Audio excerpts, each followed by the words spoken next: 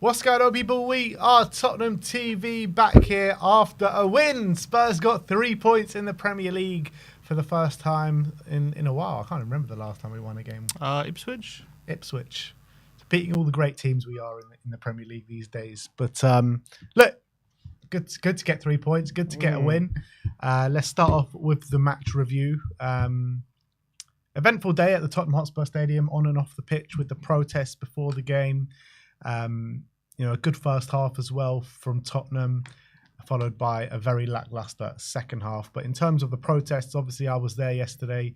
I thought good numbers, good appearance by the majority. When I compare it to last protest, I think it was fairly similar, to be honest, in terms of the numbers, give or take. I think it was a bit less probably than last time, but still I thought fairly good numbers. I'm not sure how it came across on the images that you were seeing and stuff outside. It seemed very busy. Initially it seemed a bit less, and then I've seen recent images and it actually seemed like there was actually a very good number there. Initially I thought, there was actually quite a big drop off, and then I've seen more recent pictures near the end of the event, close to the stadium, and it looked like there was actually definitely. I was worried it wasn't above 1,000, and then I've seen definitely. and then it was definitely over 1,000. I definitely thought as well the lineup of signs outside the ground was a really good shot, and that was really impressive how that was organised, and that was really good. So I think clearly the protest went well. I saw there's some creative chants coming out. Can Beyonce play up front? I saw, which was quite funny. I felt. Yeah. Then it was followed off by Guns N' Roses in defence. Guns N' Roses in defence. Yeah. So I don't know if there's another one planned in the near future. Yeah, I was speaking to Lyndon, who obviously runs Change for Spurs. I had an interview with him. I put it on the kind of interview montage that I put up yesterday. But he said that plans are kind of under wraps at the moment, but there will be something from now to the end of the season. Keeping it secret. I heard as well that there was discussions between Change for Spurs I don't know specifically Change for Spurs, but Spurs were trying to tell the protesters kind of what they can and can't do at the protest, like with stickers and stuff, and which I think is a bit ridiculous. Like, it's a protest, so, we're supposed to be protesting you. You can't tell us how we can protest you, which is quite, I think, a ridiculous thing to kind of demand. It's classic Tottenham, though, yeah, isn't of course it is. But I think it's a good thing because look. Whether it achieves what it wants to in terms of getting Levy out of the club and ENIC out, look, I don't think Levy or ENIC are going to leave due to a protest. But what it will do is, if it's consistent and it's that visible, at some point they're going to be forced to address it, or they're going to be forced to at least acknowledge it, and they're going to also have to have a conversation internally about what they can do to basically get these protests to stop, shy of obviously leaving the club, which I think is what's needed to shake this club into action a bit and get it to wake up a bit. Because at the moment, we have had so many years of disappointment, and it's clear at the moment it's going in one direction, and there's been one common denominator. There's been a lot of good managers and successful managers at this football club who've just, the one common denominator is they're not successful here. So I think I back the protest. I think it's a good thing that they're putting pressure on the board, and they're putting pressure on them to act, or to do something, or to know that let them know that we're unhappy with the current situation and we hold them responsible for it, and they should know that. And so I do think it's a good thing. Whatever people think about how successful it's going to be if it comes to achieving its goal, that's a different thing. But I do think, regardless of that, it's only a positive thing to have your voice heard in that way. Yeah, and I think it's a very important thing for people to be able to get their voice heard, and that was definitely happened yesterday. A lot of people stood up and took notice. The high street, for people that weren't kind of on the protest, it was lined either side, people just watching it go by. So no person that went to the game yesterday probably didn't notice what was going on outside the ground, in my opinion.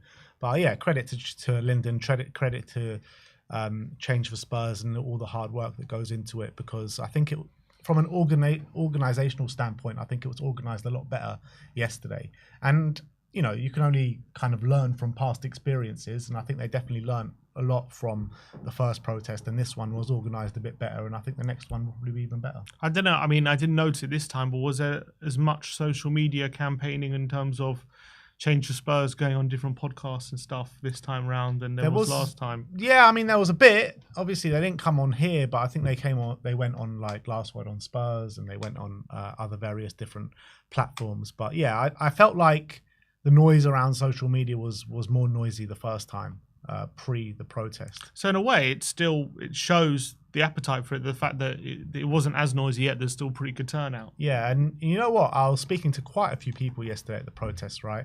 And a lot of people that have come from far and wide. I spoke to one guy from Dublin who I got on the show and spoke to for quite a bit of time, and other people from various parts of Europe and even America. I think I spoke to one guy that came just for the protest, didn't even go into the game, just for the protest. So I think that's unbelievable. He did a dagel. Yeah, but so brilliant stuff from all involved. And yeah, look, if you feel that way inclined about the board, and you are angry and you are kind of frustrated with the way the club's going and the club's run, then I do suggest you go check out Change for Spurs' socials and keep an eye on there about when the next protest will be, and come down, because it's also, the people there are all very respectful, and no one kind of steps out of line in terms of being overly aggressive or being overly rude, where in past years, I'm not saying at Spurs, but just protests in general can kind of turn that way sometimes. And I don't think that's ever been the case at Spurs. And even like if it does, like with one guy sometimes shouting a stupid chant, he gets shut down very quickly. So I think he does a good job of controlling it and controlling how it's run. And I think it comes across very well, and it comes across as having a good message. And I think everyone knows that we're not happy as Tottenham fans at the moment with what's going on, and we haven't been happy for a while. And they need to change their operations. And look, I'd like a change at the top, but I don't see them just selling up because there's protests. But if they constantly see this message being sprung there, then they're going to have to acknowledge it at some point. And if it keeps being consistent, I think they'll have to. I would say, though, it was something I noticed at the protest yesterday, is that when we were getting towards the ground, or like right outside the West Stand, so in the first time there was like just no real barriers outside the West Stand. This time there were like quite big barriers there to make sure like they wouldn't be able to drape their kind of banners or show their banners in front of the West Stand. But were they in the stadium, the banners? Were they being shown? Yeah, I saw them at half time. They were holding them up. I didn't see them at full time. Maybe I wasn't looking around, but I'm sure they were there. But basically outside the West Stand they had these big barriers. So I mean, they just draped them over the top of it, so it didn't really make too much of a difference. Right. But they were just trying to obstruct in any kind of way that they could. Of course they are. Bastards. So it's definitely being taken notice of from the club. That's the main thing. Of course, well, they were liaising with Change of Spurs and all these different things. I don't know how many stickers. I'm assuming I saw Brian Daigle after the game and he was covered with stickers. So I'm assuming a lot of people had stickers all around. Stickers, flags, scarves, everything. It was like a sea of yellow coming down the high road. It really was. So there's not purple and gold anymore. It's just yellow. Yellows now. Yellow. Purple and gold was, I don't know where that came from. But it was never like a Change for Spurs thing. Change for Tottenham. Change for Tottenham have come in and they've got their yellow kind of branding, and I think it works well. It definitely stands out. That's for sure. Out, yeah. And so visually, I think the protest was better because a lot more people had these flags and these scarves. And when we were outside the West Stand, they were chanting "Scarves up" or something like along those lines, and everyone had their scarves up. And visually, it was actually quite powerful, I thought. And it just forces as well journalists to cover it. It forces fans will take videos of it. It just gets the message out there. I guess that's the important thing about these protests. Yeah. So yeah, I thought it was a good day, good effort by everyone involved in the protest. Let's move on. Let's talk about the game, because I looked at the lineup when the lineup first came out, and it was a much stronger than I anticipated. Sonny was there, Maddison was there, and I was thinking to myself, I was like, this is a lineup of a manager that's really under pressure right now. This is a lineup of a manager that just needs to get 3 points by hook or by crook. Doesn't matter how it comes. With a big game on Thursday, you would have expected, with this game really not meaning that much, you would have expected there to be quite a few changes. You would have expected Sonny to be rested, Maddison to be rested, and even a few others. I mean, we heard before the game that they were going to be rested, and they were the only ones with Mickey van der Ven. How many changes was it in the end? So it was Davis, Porro, and Johnson. 3 changes, wasn't it? That was it. And yeah, I expected more changes coming before the game, and That was my first thought. Like, yeah, this is a lineup of a manager that's really under pressure. He did confirm it though, didn't he? As we said, but we thought it was just going to be 3 different players. As you said, Dan Kilpatrick said it was going to be Son, Maddison, and Van de Ven. It turned out to be Van de Ven was rested, but it turned out to be Odegaard and a doggy. Which, I mean, I don't know why those 2 players had to be rested, but I guess maybe it's not about being rested. Maybe it's just about putting those other players into the team potentially. He did say he's now trying to concentrate on getting this team to be a bit more cohesive again, which I understand. But look, if you're cynical, you definitely look at that and say, we've had so many losses that are like, if we were to change a team and drop points again, the pressure would be just so massive going into that game. And he just wanted to get some sort of win to get some sort of positive feeling back into the camp. Now, I was also surprised, especially Sonny. I thought definitely Sonny would have been rested. He obviously only lasted 55 minutes before Odegaard came on. Maddison played, near 80? He played quite. And also, I read somewhere that I think it was the first time he started a Thursday and a Sunday. Who's Sonny? No, Maddison. Oh, Maddison. Oh. Which I don't know if it's true, but well, maybe he can do it then, eh? It was the first time this season, so it's rare. Yeah. I'm saying, why this time just before our biggest game of our season? It's confusing. It just doesn't make sense, does it? Some of these decisions just don't make sense. Like, you've not done it all season, even at points where you really should have done, because we've been lacking in numbers and Maddison's been on the bench sometimes, and we had that whole argument over that kind of subject as well. And then you've got a game that means pretty much absolutely nothing at this point in the season against the worst team, like statistically the worst team the Premier League has seen, the earliest relegation the Premier League has ever seen over the course of this weekend. And then you start Maddison. I just didn't get it. He did play well, though, to be fair. Give him credit. Okay. But, I thought, especially with such a big game coming up, if he would have picked up an injury or something, that would have been extremely frustrating. I understand his reason for it. I understand it, but I don't know if I agree with it. I think at this point, you have to make sure these players are completely as fresh as possible going to Thursday. And I understand as well, Sunday to Thursday is a bit more easier to manage than Thursday to Sunday, so you could maybe get away with it a bit more. But he's going to be starting them in all 3, so it's peculiar why he didn't go maybe lighten it a bit. Maybe he just felt this team needed a win going into Thursday, and that would do more good to them than resting them. Maybe that's what he felt. But yeah, he also lasted longer in this game than he usually does as well. He played till 80th minute. 80th minute, yeah. Usually takes him off like 70, 75. It's just peculiar, isn't it? Solanke as well. I thought he would have gone off earlier. He lasted until 85. I just don't understand. You got a player like Matisse Tell there, right? Who we've only got on loan. We've got to make a decision at the end of the season. Why not start him in this game? Yeah, I also thought that was peculiar. And as well, he didn't bring him on when he took Sonny off. Obviously, I don't mind Odegaard, but didn't understand that. I want to see, unless, I don't know, unless we're not unless we've already made our minds up that we are going to sign him, then surely you'd want to see more of him. Yeah. But I don't know, maybe we have made our minds up, but I can't think that would be the case, judging by what we've seen so far.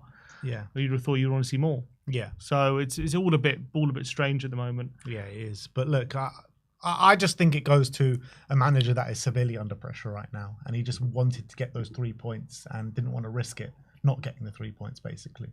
But you also, but surely you could take it the other way. If he rested everyone, you would also make the argument, oh, he's severely under pressure. He knows that all his eggs in the Europa League basket.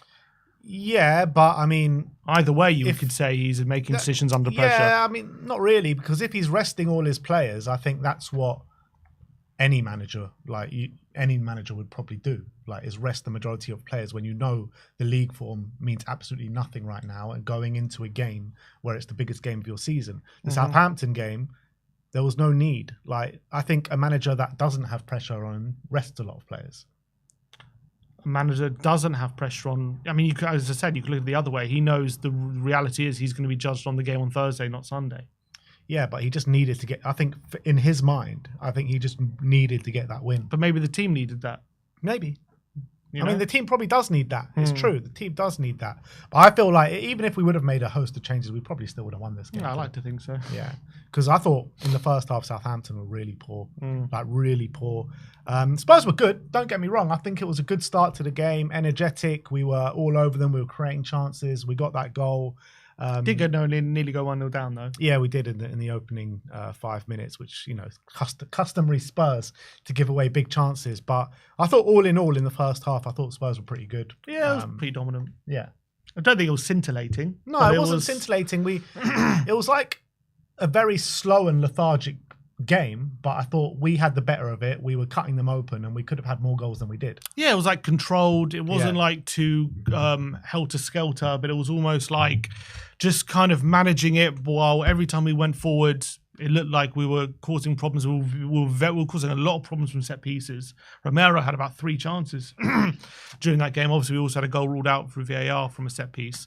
Another bloody long wait for that. Yeah, another one. It's like ridiculous. I'm getting so sick and tired of this. And that is one thing I can agree with Ange. Like, he's consistently talking about how frustrating these VAR decisions are. And it's not so much the decision that they come to. It's the wait.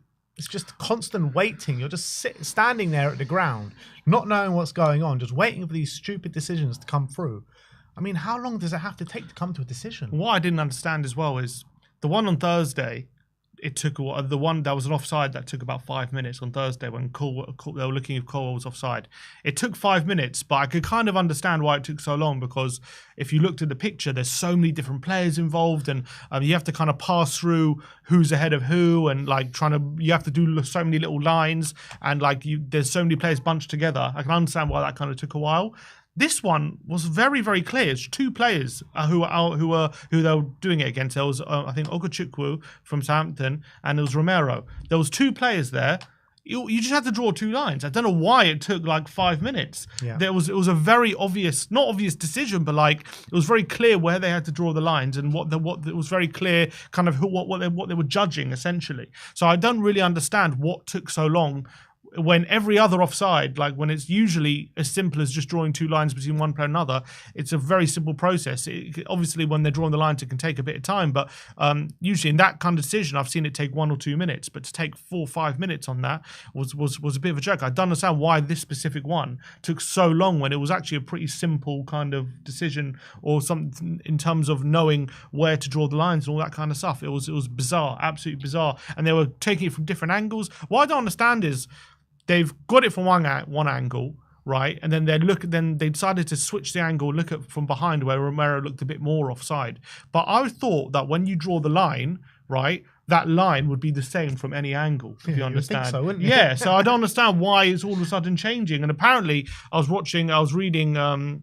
There's a guy, Dale Johnson, does a VAR review, and he was saying that from one angle, it looked different to the other angle, so they drew the lines from another angle. I'm like, but a line is a line. Yeah, a line is a line. Surely it should be the same. It should you place it on one point, and when you switch the angle, it should remain in place. It shouldn't be changing or anything like that. So it makes me doubt like this whole process. Obviously, this is the last week we're going to have the lines drawn. From next week, it's semi-automated. This, man, we desperately need this semi. Why has it not come in earlier? The technology's been there for so long. They have it in other leagues as well, and they've had it in international tournaments, UEFA tournaments. Premier League has got the most money out of any other league by far. You need to talk about multi-billion-pound industry, and we're only getting it now. The amount of time wasted over these stupid offside decisions when automated VAR offsides could have done it in seconds. Mm-hmm. It's just, the whole thing's just ridiculous. Yeah, completely agree. It's a bunch of nonsense, and I thought that the process. Also, I looked at the lines. I just wasn't convinced by it at all. And was it like his shoulder or something? I don't know. Probably something like that. Stupid. But anyway, I think it takes away from the good performance that it was in the first half. Yes, I know you're going to say the poorest team in the league, 10 points all season, blah blah blah, which is all true. But I think, it was just good to see a Spurs team actually attack, actually create some chances, and put the ball in the bloody back of the net. Because that first goal was really good. Maddison, starting things, gets it to Sonny. Spence on the outside makes a nice little run, and a good drag back to Brennan Johnson, who smashes it into the back of the net. So I thought that was a really nice team goal. It was a classic Ange goal. Yeah. Very reminiscent of the goal we scored against RZ. And it's a goal that you can see we work on that. on training. You've seen it on the training videos, how often we work on that kind of move, and it came to fruition. You got to say as well, Brennan on his weaker foot running onto it, beautiful finish into the top corner, absolutely battered it first time, and he's so good in those positions, Brennan, and he got another goal as well, which we'll talk about, but he's so clinical when he gets in the box and it comes to him first time. Those finishes are not easy. That was not an easy finish to run onto it like that on his weaker foot, and he made it look easy, and it was a lovely team goal. Yeah, no, it was a delight to see, and I was sitting right behind that goal, really low down in the south stand, so I was really close to it. Second goal comes just before half time, another goal from Brennan Johnson.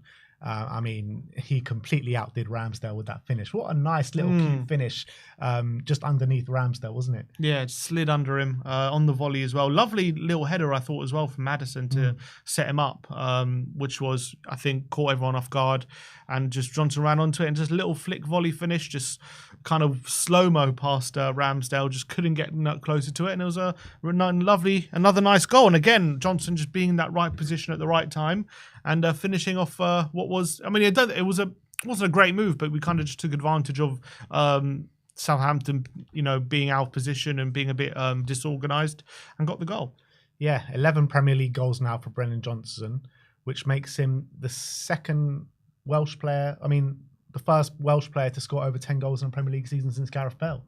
And 16 in all comps. Yeah, so unbelievable. Like, he could very easily hit 20 goals in all comps this season, and look, we all get frustrated with Brennan Johnson when he's not scoring because of what he impacts in the game. But if he can score 20, 25 goals a season, I don't think anyone should have too many complaints. Look, you can critique his gameplay all you want, but I've said it many a time, and people were telling me that I'm crazy that I want to keep Brennan Johnson at his football club. But if you can score 20, 25 goals a season, that's a skill that not many other players have. Well, I think only Salah and Mbeumo, in terms of wingers, have got more goals in the Premier League this season than him.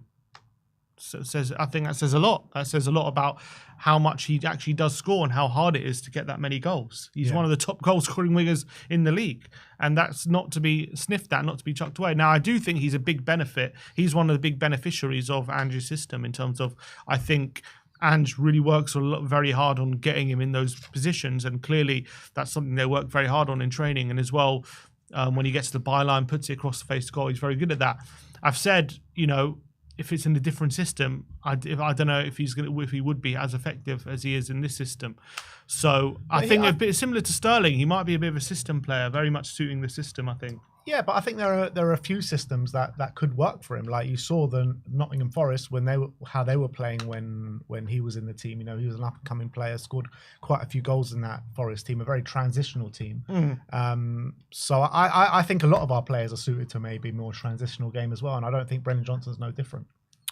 Yeah, I think he's definitely better with space. But I think he's learned to. But I think he's learned to kind of operate when there's limited space in the penalty box. He's not very good when he's asked to take a touch, but when he's got those first-time finishes, he's very, very clinical. So you're saying he's not great at taking on men, right? But when you're asked to counter-attack and maybe find him in that space, running in behind, that's where you want him as well. So I think Brennan Johnson can do it in different systems. I don't think it's just this system or nothing. And my point being, I don't know if he gets as many goals in a different system. I think he's getting this many goals because of the system. I think I'm not saying he can't play in other systems. My only point being is we're seeing this level of goals is because he's playing in this system. Like, if you put him in one of the other teams, one of the other top teams in the league, I don't think he gets this level of output. Potentially. But also, he is young and he can add more strings to his bow as he goes on. So he's still in development mode, isn't he? He's not like the finished article just yet. Yeah, 23? Yeah, exactly. So he's still a young player, and I think people forget that as well. And when you score 20 goals, let's say he gets 20 goals this season, which, 4 more goals, he can probably get more than that. For a 23-year-old in the Premier League, that's brilliant numbers. It's phenomenal. Yeah. Phenomenal. I think he doesn't get enough credit. Well, in all comps. Yeah, well, he doesn't get enough credit for getting that level of output, in my opinion. And that's a lot of it is down to getting those positions and just being really clinical. Those finishes yesterday were not easy. Both of them really nice finishes. And I think both of those goals, a lot of wingers in the Premier League probably missed those chances. So I think he's done very, very well to continue to keep getting those positions. Even when if it's the tap-ins, he's still getting there consistently, making those runs. And because he's so fast and actually quite broad physically, once he gets the run on you, he's very hard to stop. I hate this narrative, though, about Brennan, about tap-ins. Like, that's still a skill to get in those positions. You know what I mean? Like, everyone's like, oh, he's just a tap-in merchant. All he does is score tap-ins. But, I mean, that means your positional play is brilliant. You know what I mean? How many tap-ins did Ruud van Nistelrooy get for Manchester United? He made a career out of it, and he was considered as one of the best strikers the Premier League has seen. I'm not sitting here saying Brennan Johnson is any Ruud van Nistelrooy, but I'm just saying it's a skill set. 100%, and being able to sniff out when the opportunity is, being able to be at the right place at the right time. 100%, that's a skill, but it's not a skill everyone has, and he clearly has it. But as well, it's more as well when the ball's getting played to him, though, and that first time finish for that first goal. That's very impressive. That shows really brilliant technique. And again, a lot of players in the Premier League wouldn't have scored that chance, and he made it look easy. He absolutely just buried it. So I think his finishing is phenomenal. How many goals? I'm thinking about it. Probably out of the 16 goals, probably like 80 or 90% of them being first-time finishes, whatever it is, whether it be a tap-in or just a shot that he doesn't have to take a touch with. He very rarely scores when he has to take a touch, which I think goes to show maybe he's a player who likes to play more of instinct than a player who has to think too much about things. Yeah, I agree with that. I definitely agree with that. And, I mean, we've seen many a player like that over Spurs, over a long period of time. And I think, look, I like Brennan Johnson. I just feel like he just needs to add a bit more to his game because when he's not scoring, he ain't doing too much. And he needs to impact the game in those kind of moments a bit more. But like I said, 23-year-old, still learning his game. I think he can still add that. Also won the penalty as well, didn't he? He won the penalty as well, yeah. So, I mean, 2 goals and an FPL assist. Can't really complain with that for a 3-1 win against Southampton. But look, first half, really good. Second half, I mean, I don't know what happened in that second half. That second half was shocking. It really was shocking. It felt like they came out and felt like the game was won already. So slow, no real incisive play, no real patterns of play. It felt like at one point the ball was just in the middle third of the pitch for about 20 minutes, just making each team was just fouling each other for about 20 minutes. And I was sitting there and I was just like, what are we doing here? Seriously. It was late. It was such a lazy second half performance. You could see especially our fullbacks, and not just them, but whoever was picking up the ball in our own half, we're just lumping it to Solanke and seeing if he can hold it. And if he couldn't hold it, we reverted back into our position. If he could hold it, we tried to get forward a bit, but that was so few and far between. Solanke was struggling up against Benrek and Harwood-Bellis in that second half for some reason. Either he was getting fouled or he was losing the ball. He wasn't really getting on the turn or holding up much. And our players just seemed very lazily to just every time be looking for him. Didn't look to be doing anything themselves. Didn't be looking to get up the pitch and take responsibility, essentially. They just basically fobbed off responsibility to Solanke that whole half. And it was really horrible to watch. I think defensively, I didn't have too much of an issue just because I don't think Southampton created too many chances apart from right at the end. But we definitely offered them a lot of encouragement. I mean, when they scored, it wasn't a massive surprise, was it? No. Because they would have been creeping in on our half and getting closer and closer. And we just kept getting deeper and deeper and deeper. Yeah, I think Sugawara forced a save out of Vicario at one point. But other than that, I don't remember too many real chances they had. Sulemana was getting some joy out of Porro down that right-hand side in that second half. But again, I thought we dealt with pretty much everything they threw at us, apart from the goal, to be honest. I don't really feel like they were going to score, but I wasn't surprised when they did score, just because we allowed them to get a foothold in the game and gave them. I know they definitely upped their game in terms of they were pressing a lot higher. They would obviously they knew if they lost, they're relegated mathematically, so they just had to go all out. So they did try and they changed their game plan. But, there was so much space in behind them. It should have been really easy for us to pick them off. And the fact that not only did we not do that, but we never even looked like trying to do that. The only moment I remember before we scored the penalty was, a couple of moments. I remember one moment Maddison played Son through and he just took way too long to shoot and it got blocked. And then there was another moment we just played a long ball to Solanke. on one of the rare occasions he bullied, I think, Harwood Bellis, and then he got the shot off, and Ramsdale made a really good save, and that was actually led to the moment where Ramsdale handled the ball outside the box, and which was ridiculous how he didn't get any sort of card for that, by the way. Didn't understand. He actually cynically pulled it back. I thought it was bizarre that the referee didn't book him for that. I thought it was ridiculous. But that man was getting no ends of abuse from the Tottenham Hotspur Stadium yesterday. It was beautiful to see, to be honest. He deserves it. He loves the relegation, Ramsdale. Absolutely addicted to the relegation. You know how many people were shouting that to him yesterday? You love a relegation, Ramsdale! Look, he deserves it after, what was it, a few years ago? He was having altercation with one of the Spurs fans, albeit ended up with one Spurs fan kicking him, was obviously not called for. But I remember there was a bit of back and forth at that point. Obviously, former Arsenal keeper, one who's not shy about giving banter as well. He's always going to get it. But yeah, that was the only 2 moments before the penalty that we had in that half. And against, especially as well, we made subs fairly early, 55th minute. We brought on Odebear and we brought on, was it Gray at that point? No, we brought on Odebear and Sarr. Odebear and Sarr, yeah, for Bentancur and Son. And then we on what, 75? Or then was it 80 and then 85, was it? It was 80 and 87, yeah. So Gray and Basuma came on, and then Tell came on. And I don't think the subs did much as well. Nothing. I don't think they really improved anything. Ange alluded after the game that maybe the players had an eye on Thursday, which he didn't like to see. Which part of me is understandable, but maybe make it 3-0 before you start playing like that, because 2-0, the game is still. If they get a quick goal, all of a sudden it's still a bit in the balance. So I would like them to have just killed it off. And it just wasn't good to watch. It was boring. We were just basically, it seemed as though we were just retreated into our half and we were just happy to defend for that half, which is not like us.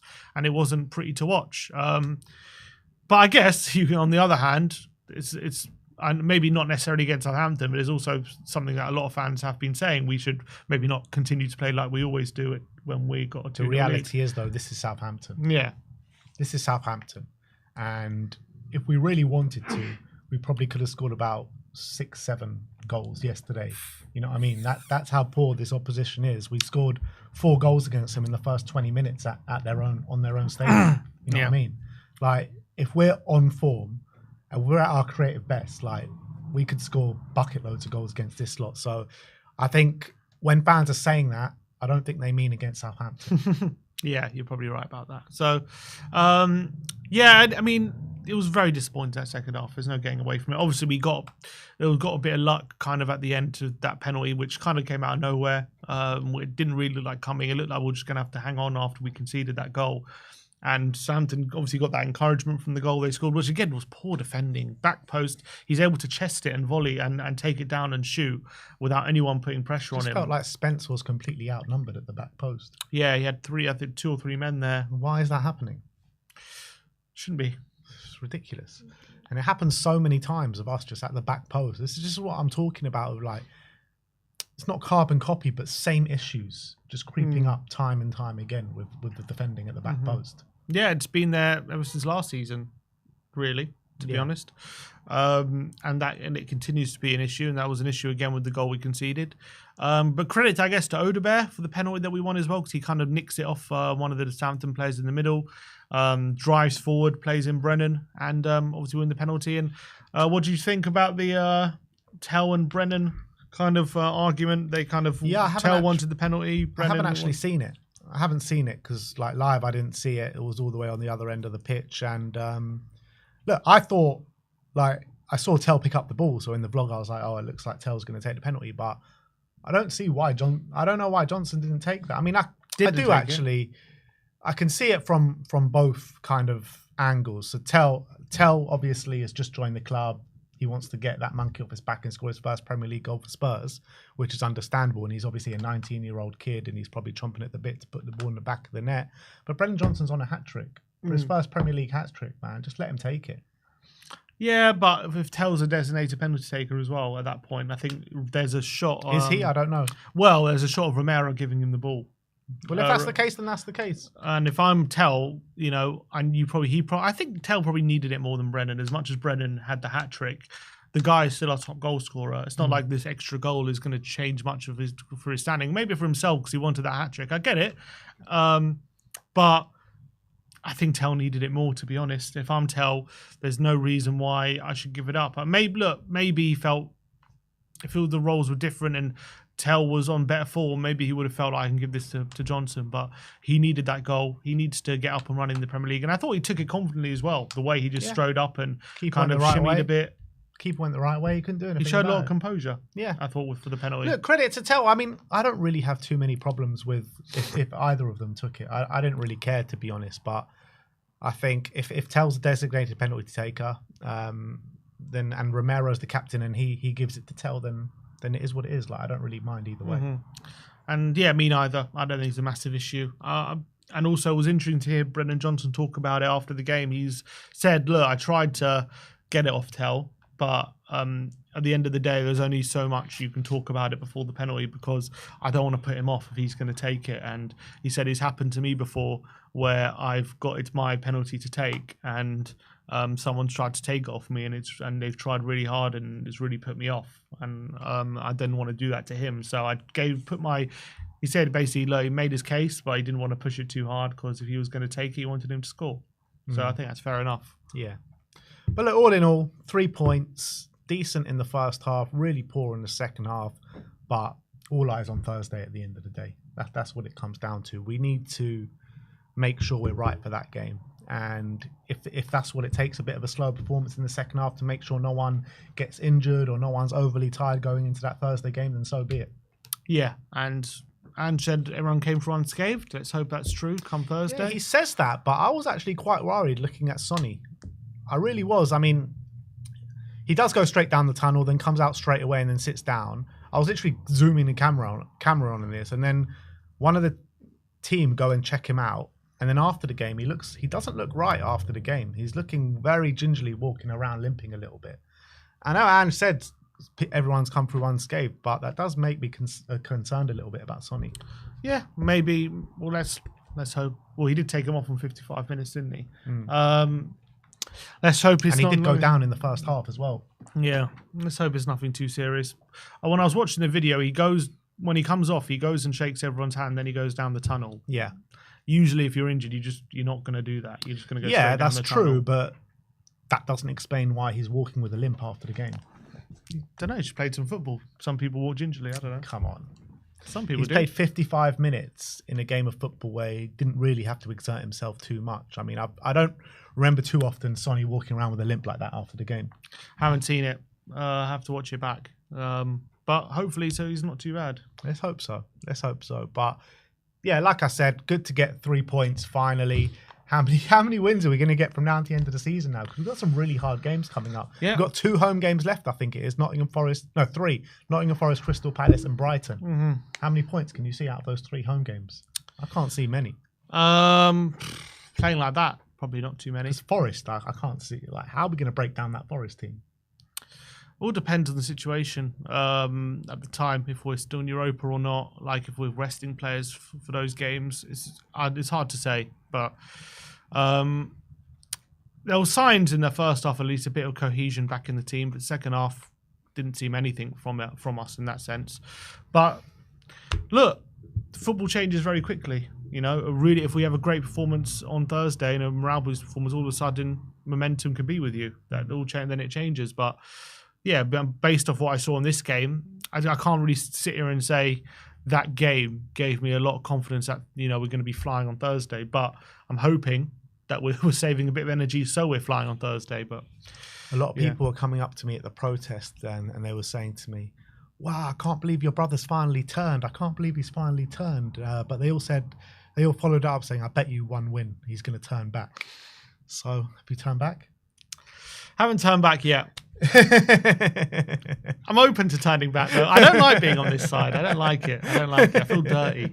I prefer being back on the other side. So I'm desperate to jump back if I can. One win against Frankfurt, call me a flip flop. But I want to go back to the Ange side. But one win against Frankfurt, and he's going to be fully Ange again. For now, if we make it through the tie, I'll be Ange again. If we get through against Frankfurt, get to a semi-final, bring him back, bring him home.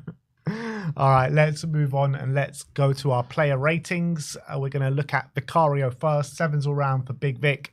And yeah, I mean, he was fairly untested. I mean, when he was tested, he done really well with a couple of saves he made, particularly in the second half, a couple in the first half as well. And I thought he was very confident in terms of claiming his crosses as well.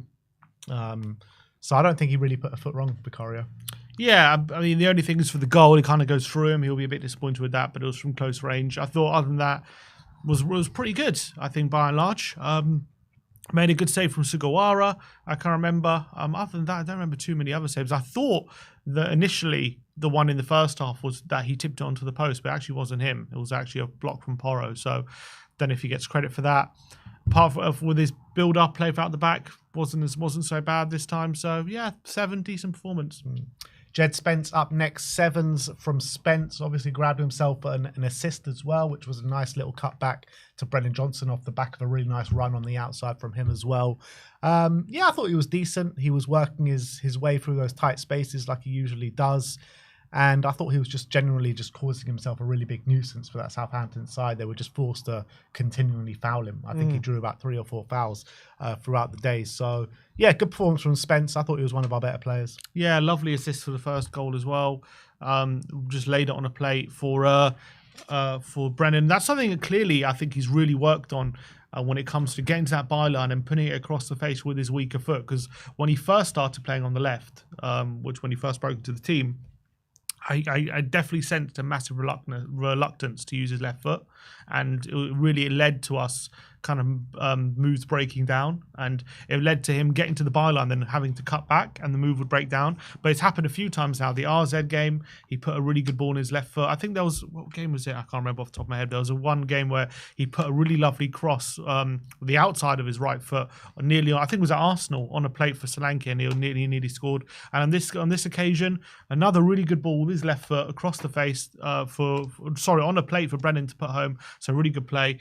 And I think we can add Tyler Dibbling to the Jed penitentiary, can't we? Yeah, I mean, definitely. But I think if Dibbling, if that was any sort of kind of audition, if that was any sort of audition for £100 million signing, I think he failed miserably, to be honest. He put one good cross in. Yeah, I didn't think anything of him, to be honest, because I said to Dad, who was sitting next to me at the game, "Oh, Spurs are after this guy Tyler Dibbling," and he was like, "Why?"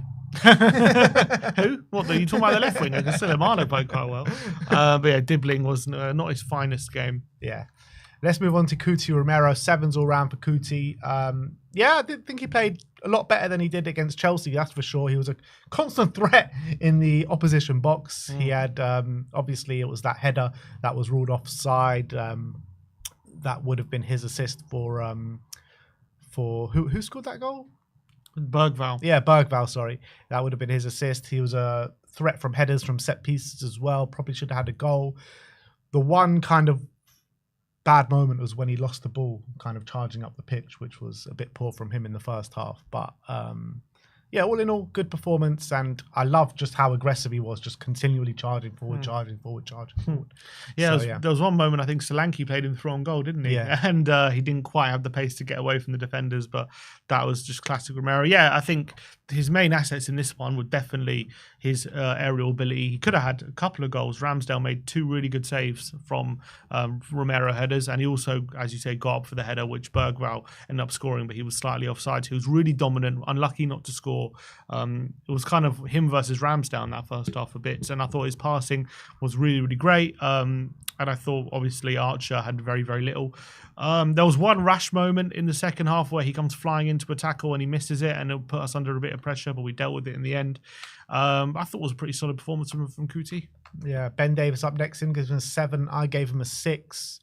I don't really remember too much from Ben Davis, to be honest. I felt like, standard Ben Davis went about his job quite quietly. Nothing really got down his side. Defended well. Didn't contribute too much going forward, but yeah, solid display. Yeah, didn't have too many complaints for him. I thought did everything right. I think he made some really good challenges when it came to him being a bit more aggressive. I thought he a bit better in the first half. Second half was pretty good. Just got the job done. I don't remember too many outstanding things he did. I just thought he did his job with minimum fuss. Yeah. Pedro Porro up next, 7s all round for Pedro.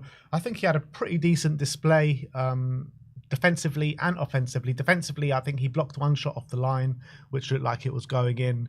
Or hit the post, onto the post. Onto the post. And offensively, he put in 2 peaches of a cross, one for Romero, obviously, that with the header that we were talking about.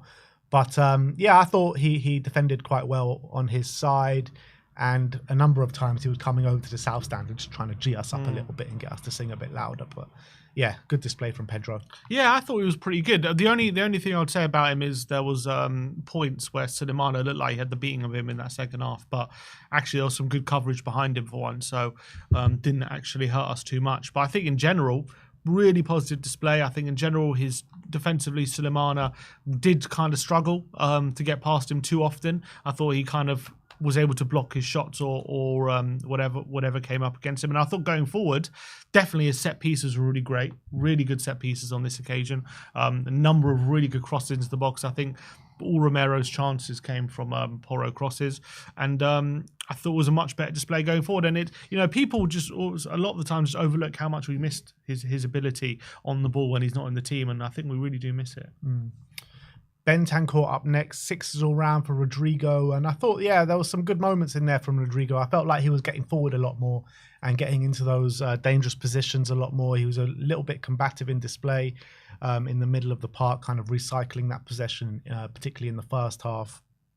Obviously goes off fairly early as well. So, it was okay. Nothing spectacular, but it was okay. Yeah, I think just did the job. Didn't make too many mistakes. Wasn't getting overrun too much. Didn't remember too many sloppy moments like there's definitely been from him in recent weeks. I thought he had quite good defensive coverage for majority of it. Yeah, he did go off fairly early. But I thought it was a decent display from Rodrigo. Lucas Bergvall up next, 7s all round for Lucas. Again, he's the one in that middle of the park, always looking to drive the team forward, always looking for that pass, 2 key passes on the day. Got himself a goal. Unfortunately, it was ruled out for offside after a lengthy check from the Romero header. But again, really good display from Lucas Bergvall, and definitely one of our better players again. Yeah, and I thought carried on his good form. And Ange claims he played a lot better in this game than he did against Chelsea. I mean, I don't know if that's true. I thought he played quite well against Chelsea. I thought he played quite well again in this game. I thought another shining light, so consistent in the middle.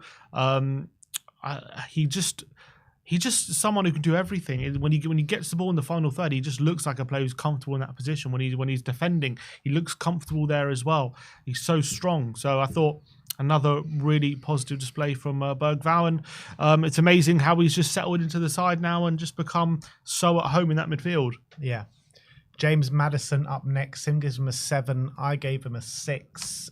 Look, he did have his hand in 2 of the goals, so maybe 6 is a bit harsh because with the 2 goals that we did score, the first one, he starts the move and gets the ball to Sonny. The second one was a really nice header to make his assist and another goal contribution for him this season. I did feel like in the second half when Spurs are really looking really like slow and lethargic, I think it's up to a player like him, to get the team and to show the standards and to play those line-breaking passes and to show a bit of creativity and goal, which I don't think he did. But look, not many other players did it as well. But involved in key moments in the game. No, I thought he actually had a pretty good game. I thought Southampton really struggled to deal with him throughout, and I think the stat that probably shows that is he was fouled 6 times in the game, which shows to me they really struggled to kind of get the ball off him essentially, and they basically resorted to fouling him, and yes, that also led to breaking up the game up in their favour, but also meant they really struggled to basically get possession when he was on it. And I thought a few times he did that little ball roll past players, which is becoming a staple of how Maddison plays. And I think that was something that was really good in this game. I thought in the final third, obviously, a really nice header into Johnson for the second goal. That was a nice little assist. Involved in the first goal. Didn't really have too many shots, but I thought, again, was involved in a lot of our good general play. And I thought, in general, was pretty positive for Maddison. Yeah, second half wasn't great. But again, a lot of the time he would take the ball and win a foul and it would just stop a bit of Southampton's momentum. So, that was good.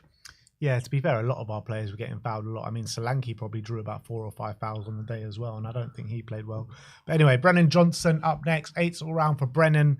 Yeah, I mean, 2 goals, 2 really nice finishes, and grabbed himself the assist for, well, not the assist, but he won the penalty for that tail put away as well. So involved in every single goal that we did score quite heavily.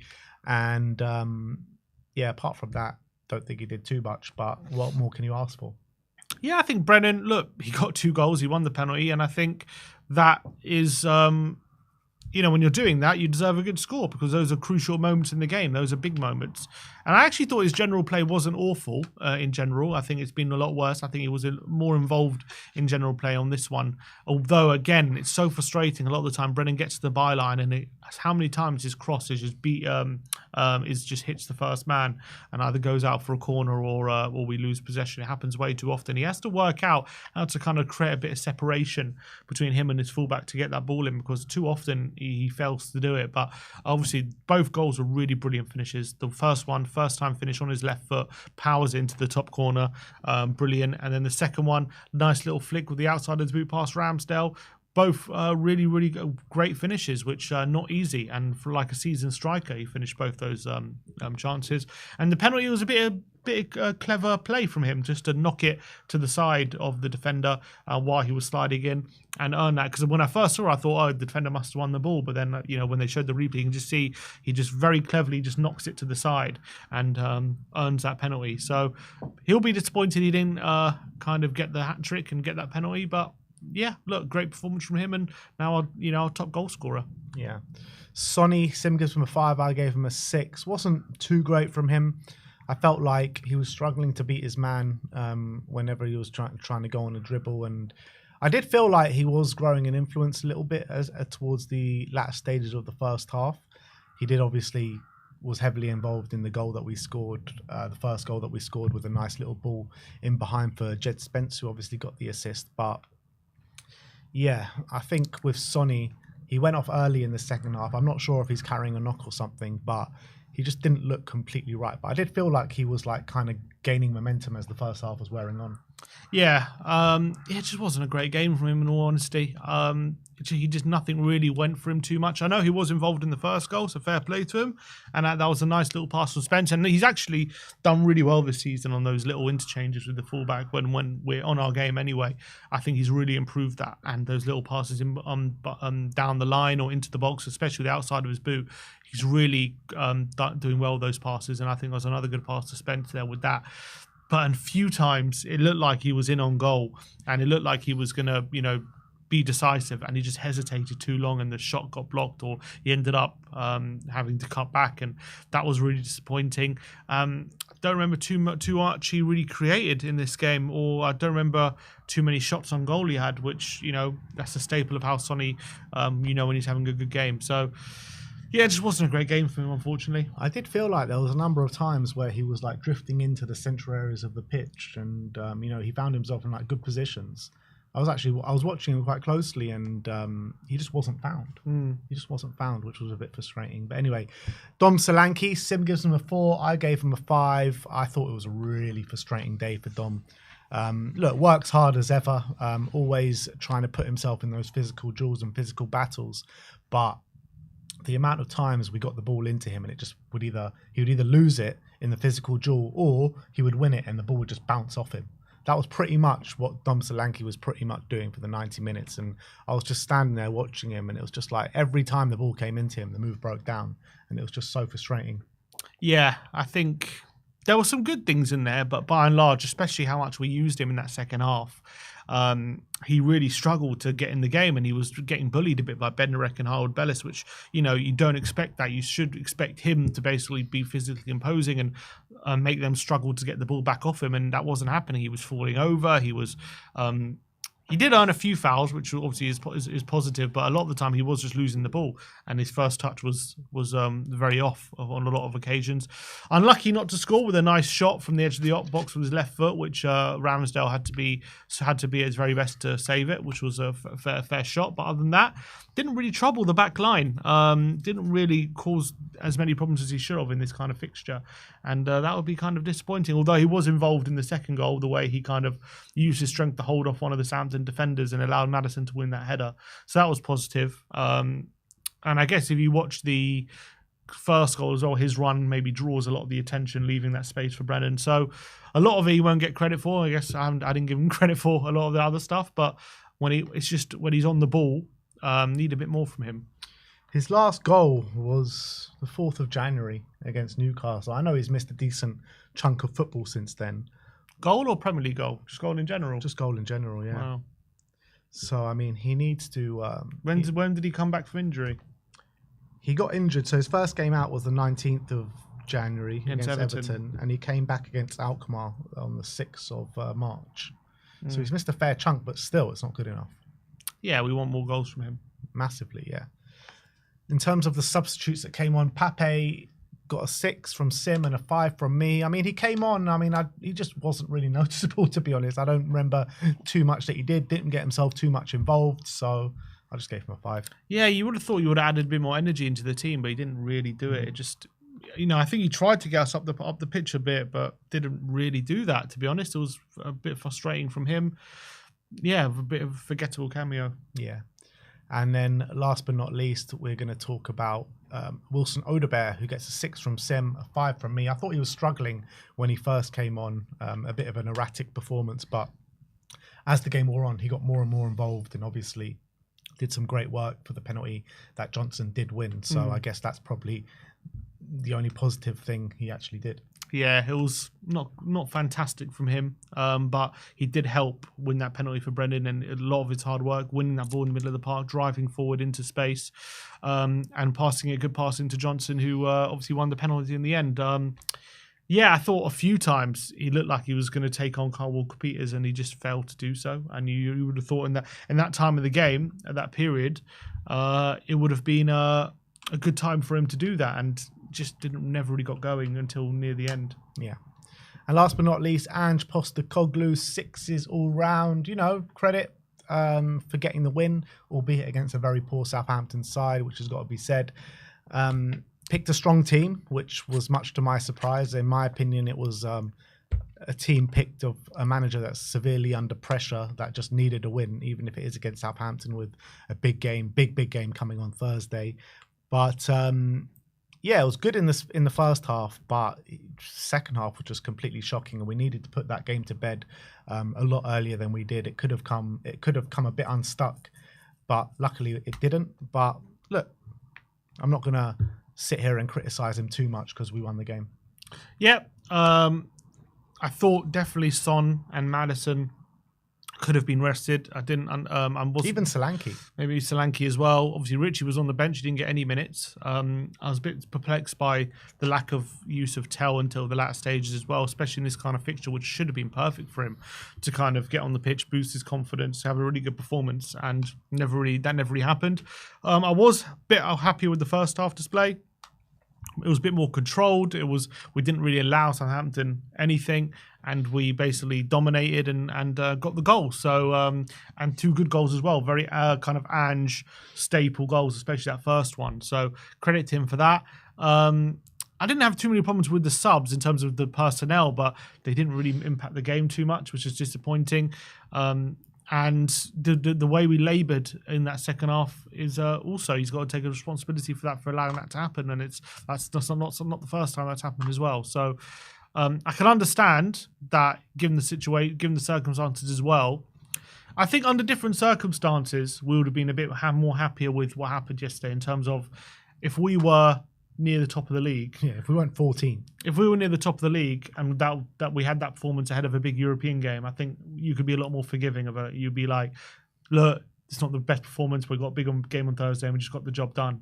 But when you're in the circumstances like we are, where you're just looking for a good performance, you're looking for evidence that a momentum to go into Thursday on because of how the league season has gone for us. And we're playing the worst team in the league at home, and you're looking for a performance to really go, okay, this team is going to be on it for Thursday. That's kind of what you're looking for in this game, and we didn't get that. And that was kind of disappointing.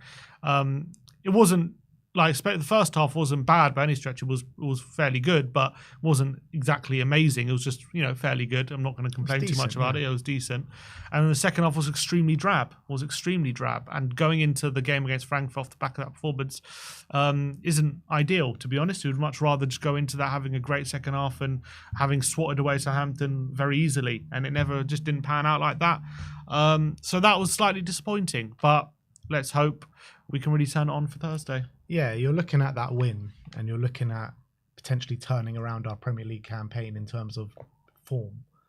It doesn't give you much confidence, does it, to when you play better opposition that we can finally get some wins against them? No, not off the back of that performance. No, it doesn't. Yeah. So that is our player ratings, and we're going to finish off on reacts. But just before we do, let's just get to these super chats.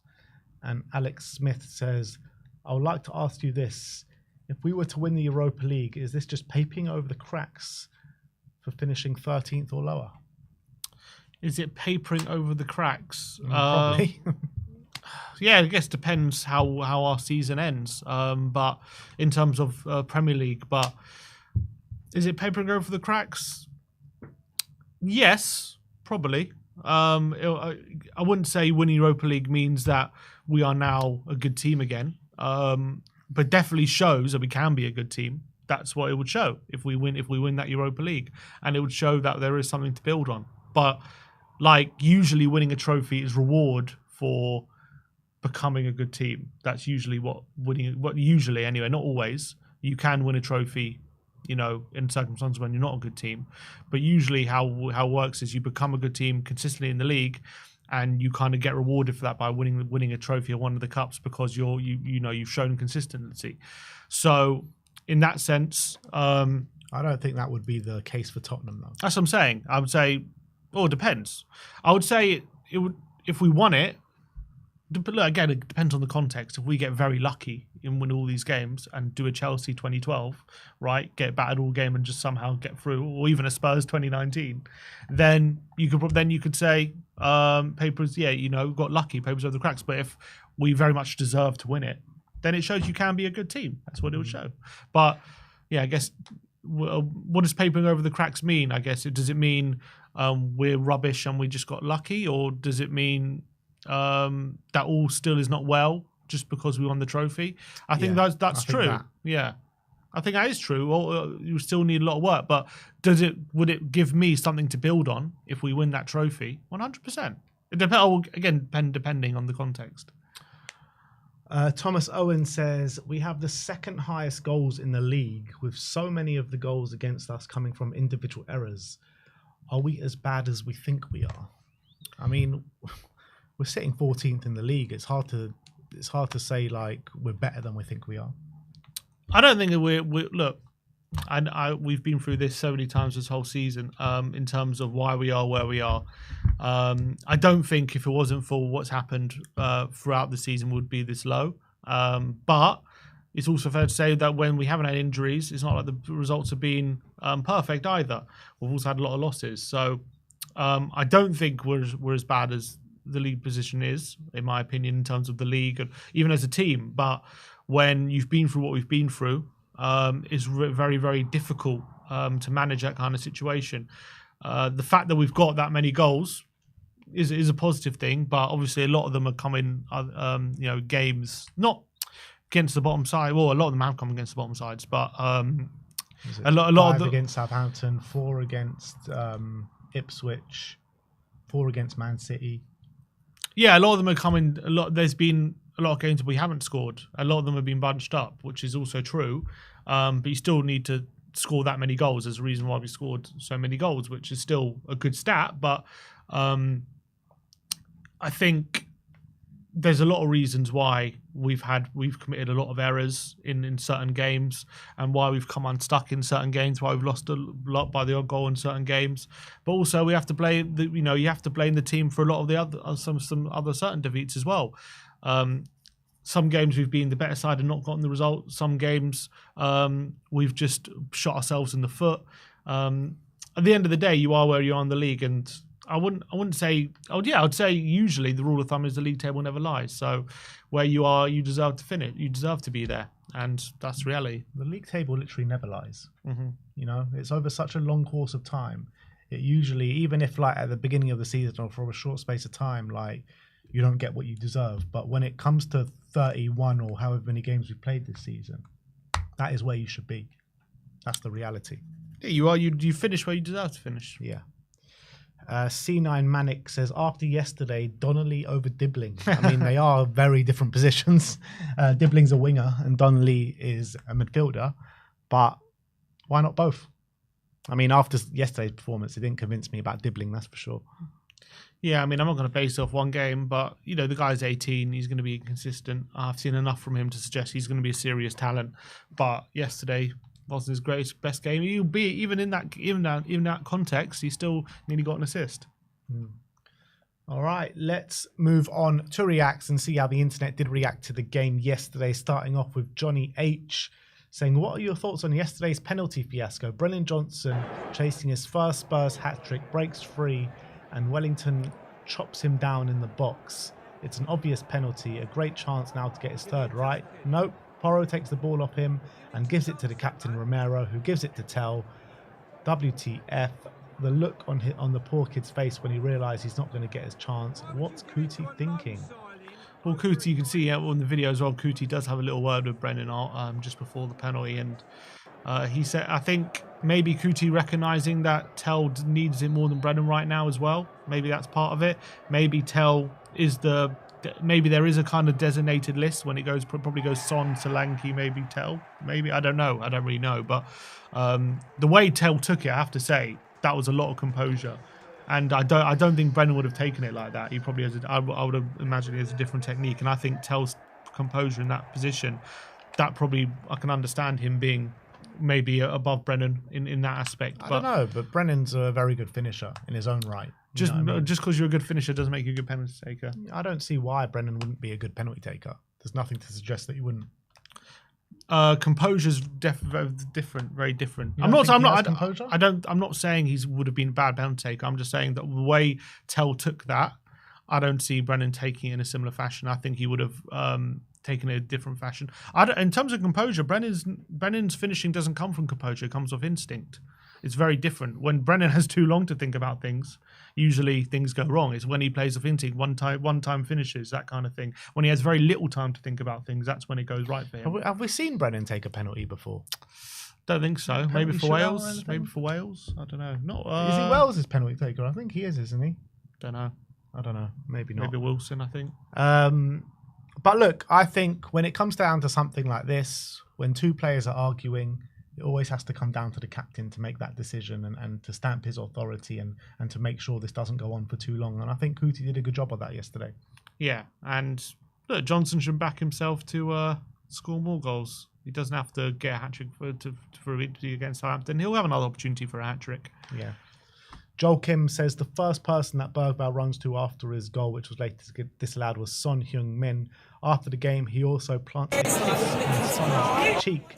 The love and respect he has for his captain, that's influence. That's not Southampton. That's Europa League. That is Europa League. That one.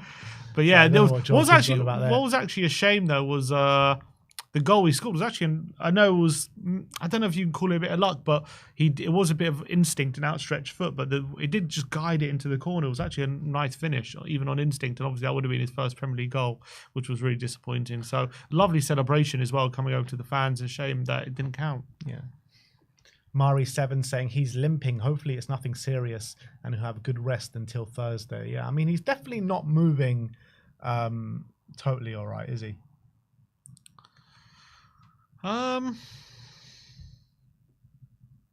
Yeah, he's got a bit of a limp there. If it was too serious, I doubt he walks around injured. Oh no, maybe he would. Who knows? Maybe it's, I don't know. Let's hope he's okay. It's tough to know. There's just something not completely right about it. I've seen players limp around like that and they're absolutely fine. It's just like after they played a game of football, they there's always aches and pains and things like that. It might just be that, but it might be a genuine injury. I don't know. Yeah, you've also heard Ange say we've come through completely unscathed, and then a player's out for a while as well. Yeah. Might be. We also heard that. Blue Deer said Sonny Comforts, ? Brennan. What's going on over here? He's probably just having a word with Brennan about the penalty, I'm assuming. Yeah. This is after the game. Captain's example. Yeah. Just letting him know, look, hopefully there wasn't too many words saying, look, Brennan's smiling anyway at the end. I was wondering if Brennan was going to go over to celebrate with Tell after the penalty was scored, and he did. So I think I should put it to bed. Hopefully it's not really an issue. Yeah, I think people just make too much of these kind of things. It's just a quick little conversation, light argument, and then you move on. They're all teammates. It wasn't like, what was it, Madweke and who was it? Was it Madweke and Jackson last year in Chelsea when they had a proper fight? But even that's like put to bed quickly. I mean, these things happen in the heat of the moment. You know, it doesn't mean there's a big fallout. But this was just like a little conversation. It wasn't like they were literally, Madweke was like wrestling the ball. They were wrestling the ball away from each other. That's embarrassing. That was embarrassing, yeah. Ayudi says the way Lucas ran to his captain to celebrate his goals, VAR can F off. Absolutely. I think we can all agree on that. Yeah, it's a shame. It was a shame it got ruled out. Oh, man. The love I have for Lucas Bergvall, man. It's just incredible. Next up is Kuti Son, the classic Sonny and Romero hug. There you go. Love that. After the game. The band are getting back together. Come on. This next one, this is the Ramsdale handball. Here it is. Ramsdale taking the ball away from Dom Solanke using his hand outside the penalty area. Yet Look at that. Any card. But that is cynical, deliberate handball. I mean, yeah, it's ridiculous. He didn't even get anything. Didn't even get a booking. I couldn't believe it. I mean, he got, obviously it was a free kick, but I couldn't believe that he didn't get a card for that. I mean, that's the most deliberate handball you're likely to see. That doesn't get more deliberate than that. Yeah. Literally claws it away from him. He knows he's outside the box as well. He knows he's outside the box, and he just claws out for it. I think you can see he knows because he gets straight back up. He claws it towards his foot and gets up because he knows he can't pick it up. Yeah. So he knows he's outside the box. I mean, it's absolutely nuts that wasn't given as at least a yellow. Yeah. Spurs Web, this is VAR's explanation of the Bergvall disallowed goal. VAR checked the referee's call of a goal and established that Romero was in an offside position in the build-up and recommended that the goal was disallowed. So let's have a look at this. Honestly, I mean, I'm just looking at his shoulder in the ground. I just don't see how his shoulder is above that red line. I know they're drawing a direct parallel. I just don't see it, though. How is his shoulder above the red line? How is that red line where his shoulder is? I just don't get it. Doesn't make sense to me. Nah. But that's where they're saying it is. When they showed that image on the screen at the Tottenham Stadium, everyone just went mad. Yeah, and just saw Angelo. Whoa, what's going on there? Yeah, I mean, what to do? I mean, this is what we got to get used to. But you know, when they bring in semi-automated, it's going to be. Because now the rule is if these two lines are touching, it counts as onside, but it's not going to be that with the new semi-automated. It's going to be even if you're offside by the smallest of margins, you're offside. The thing is, I don't mind if it's a right call and you get hard done by a millimeter. I don't mind that if the decision is straight away. If it's quick, it's quick. Yeah, exactly. I agree. I don't mind if the decision's quick. I don't know if you saw on La Liga on the week, or I think it was La Liga on the weekend. Someone was offside with their ear. Really? With their ear? Their ear would cause them to be offside. How mad is that? That is mad. Through semi-automated. I mean, it'll be frustrating, but at the end of the day, you can get over it if it's a really quick decision. Yeah. But when it comes to like these minuscule things and it's 5-6 minutes, it's just like, come on, just get on with the game. StatMuse says Brennan Johnson has scored 10 goals in the Premier League for the first time in his career. Big up to Brennan Johnson. Oh, so he never scored 10 from Forest? I thought he did the year before he joined us. Yeah, I thought he did. Let me see that. Brennan. Premier League. No. He scored 9, did he? He scored 8. Oh, 8. 8 and 3 assists. He got 11. Yeah, he scored 18 in the Championship, didn't he? Yeah.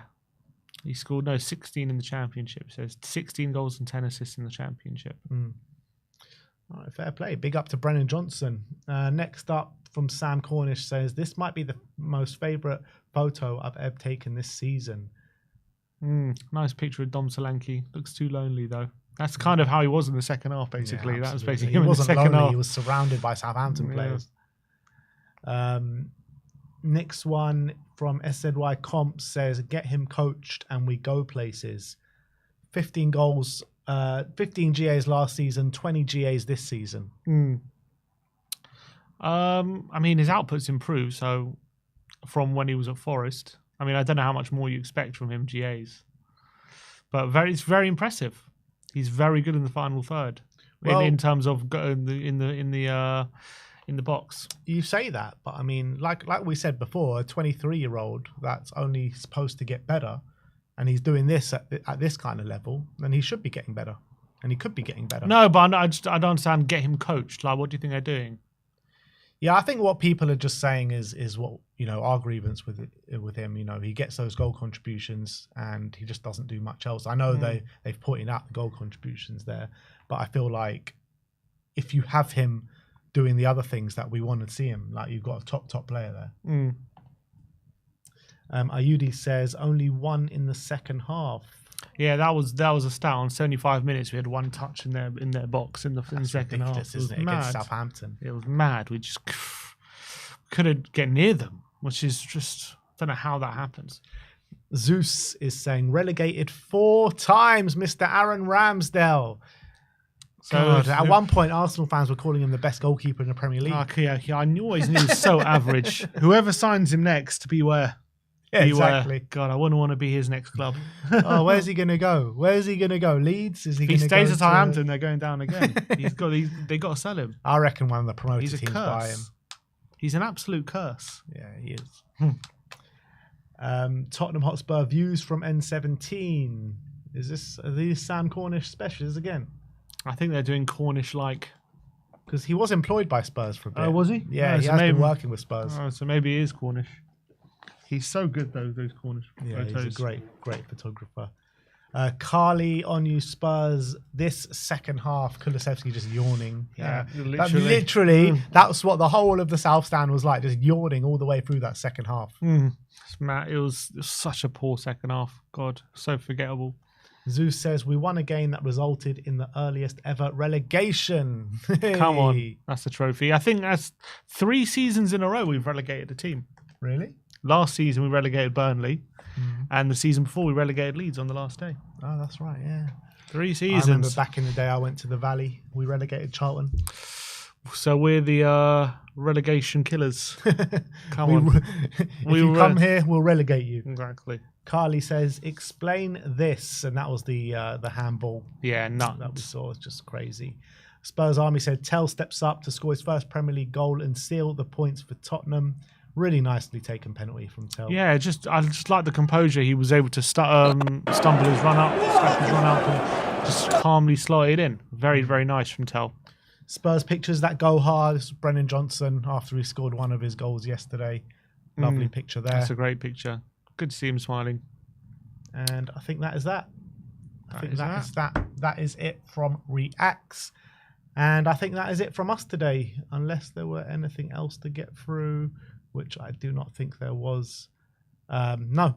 So I think we'll leave it there, guys. So I want to thank you all for joining us today. Make sure you smash that subscribe button, because as you know, 40% of you that are watching this are not even subscribed. So if you're enjoying 40%. Our content, I know it's madness, isn't it? Just scroll down and smash that subscribe button, people. But we'll see you all very soon. Like, subscribe, and comment. And as always, come on, you Spurs.